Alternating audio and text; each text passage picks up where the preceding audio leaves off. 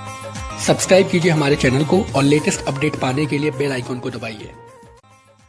Presented by Machhli music.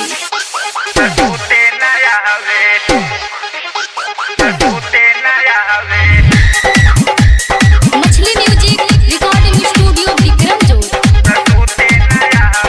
Music by DJ Mohan.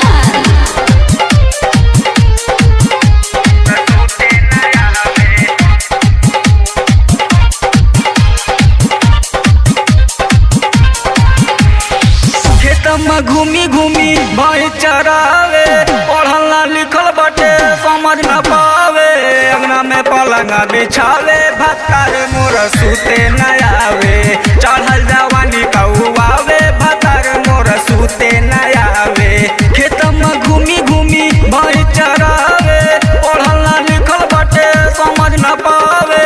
अंगना में पलंगा बिछावे, भत्तार मोर सूते न आवे। चढ़ल जवानी कौआवे, भत्तार मोर सूते न आवे।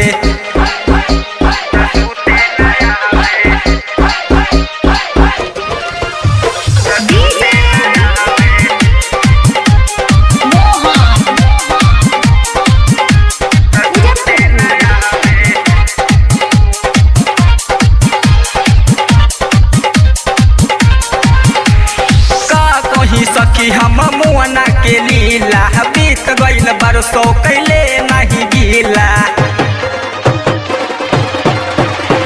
का कही सखी हम मुआना के लीला, बीत गईल बरसों कैले नहीं गीला। जाई हम पास उनका दूरी भग जावे, करी इशारा हम समझ न पावे। अंगना में पलंगा बिछावे, भत्तार मोर सूते न आवे। चढ़ल जवानी कौआवे, भत्तार मोर सूते न आवे।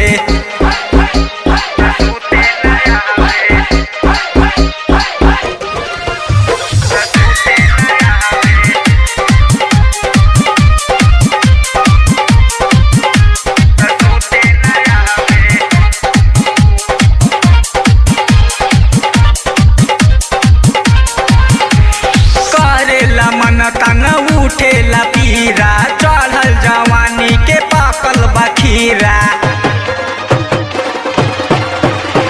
करेला मन तन उठेला पीरा, चढ़ल जवानी के पाकल बखीरा।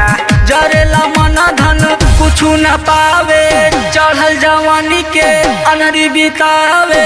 अंगना में पलंगा बिछावे, भत्तार मोर सूते न आवे। चढ़ल जवानी कौआवे, भत्तार मोर सूते न आवे।